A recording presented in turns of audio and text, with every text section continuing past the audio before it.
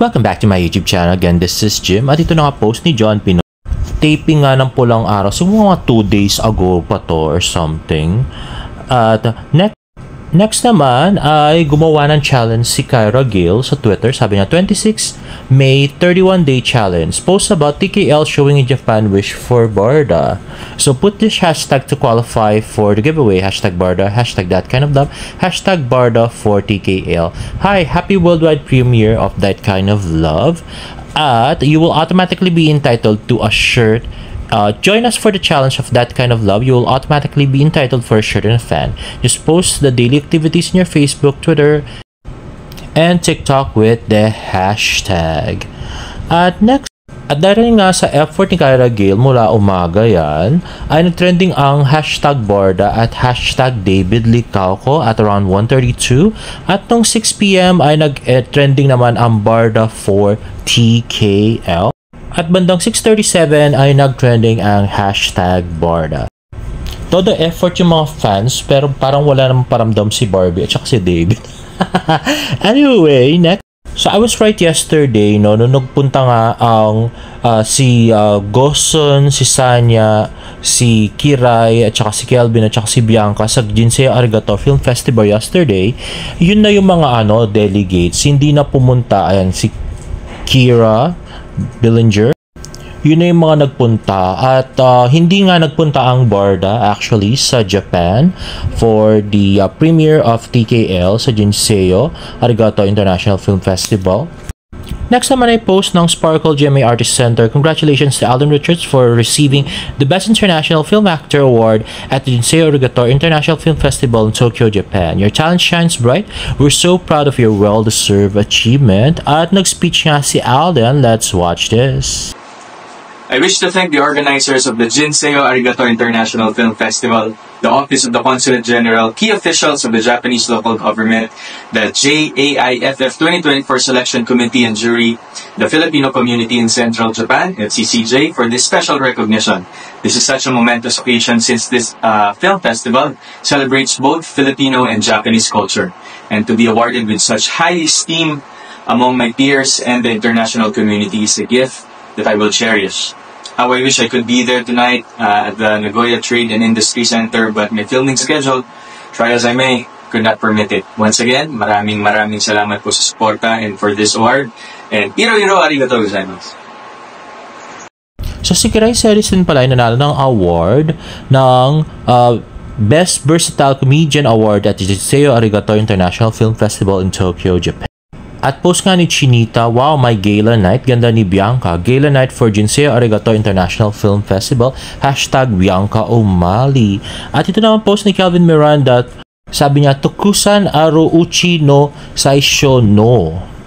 At yun nga, pictures ni Kelvin Miranda. At ito, video ni Kelvin Miranda while crossing the streets of Japan na napakalinis. At sayang, bakit di pumunta yung Barda? May shooting ba sila? Parang wala naman nag-post na may shooting sila.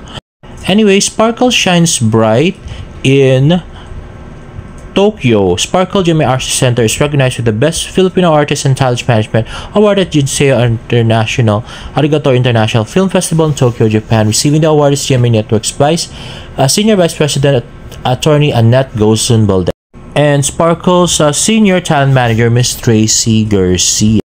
At ito post ni James Licauco, new blog, Athletes Night and Bonfire 2024. Ayun pala pinunta nila ni Jean sa Boracay. Ito ang post ni Tita Eden, parang nag-tea siya. At next nga ay kahapon ay spotted si Alden Richards at si Catherine Bernardo sa BGC with Alora Sasam. Grabe!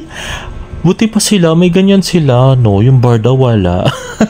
Anyway, sabi, one significant detail is that May 25 is Catherine and Daniel's anniversary. Deserve mapalitan ng ang memories. Alden was supposed to attend an awarding ceremony in Japan but was spotted with Catherine and Alora instead. Not sure what to make of it. I don't know if this is part of a promo for Hello Love Again, if this is just simply like spending time together, be as friends or something more, I don't care anyway. Sa dami na pinagdaanan lang pareho, I'm just happy that the two of the kindest people in showbiz are now enjoying their private time together. Grabe, sana sila na. Ayun na nga, habang busy na nagpapatrending si Kyra Gale at mga Barda fans tungkol sa TKL, ay naman ni-retweet ni David ang kanyang sponsor na Honda Philippines at All New Winner X na wala man lang pake doon sa papromo ni Kyra Gale. At maging si Barbie nga ay walang paramdam ngayon sa Twitter dahil siguro binash ng todo yung kanyang ate nung parang 2 days straight nang binabash yung ate niya dahil sa mga kung ano-anong cryptic tweets. And lastly, this was exactly 1 year ago nung nasa South Korea ang Barda. Ay, nakatawa ka na naman, my friend! Happy lunch! Happy lunch! Day 3! Day 3 na ba? Agad eh! Exploring Korea! Yes! Yeah. No subtitles! We're looking for subtitle! There's no subtitle here. Ayun na nga, so very limited yung sweet moments ng Barda last year dun sa South Korea at panay niyang kasama ay si Chris the Virgin, no? At yung kanyang glam team, no?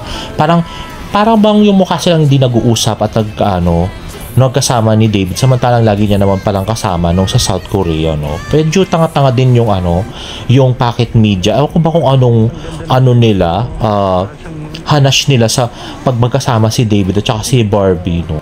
Actually, ang dami sana nilang pwedeng maging sweet moments ng Barda doon, pero ewan ko ba dyan sa packet media, nakakagigil din minsan.